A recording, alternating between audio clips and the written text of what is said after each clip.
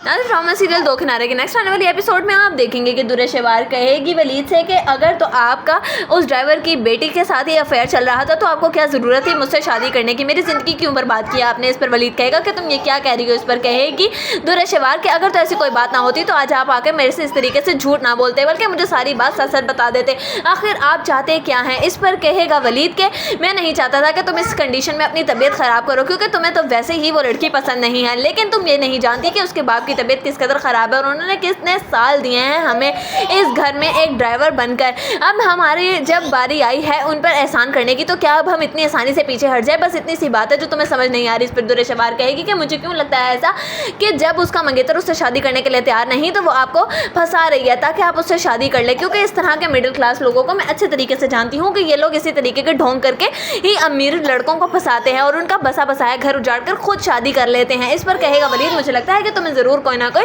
गलत फहमी हो रही है। उधर आप देखेंगे कि जब है ना अपनी बहन से बात कर रही होगी और उसे कहेगी कि आप जानती हैं कि उस दिन भाभी के भाई घर आए थे और भाभी ने तो इस बात का भी बहुत ही बड़ा बतंगड़ बना लिया है, अल्लाह जाने उन्होंने भाभी से क्या कहा है, लेकिन भाभी तो तब से मेरे पीछे पड़ी हैं कि उनके भाई से दूर रहो। अब मैं क्या करूं कि अगर तो वो मुझे पसंद करने लगे हैं और मैं भी उनसे शादी करना चाहती हूँ लेकिन भाभी इस रिश्ते को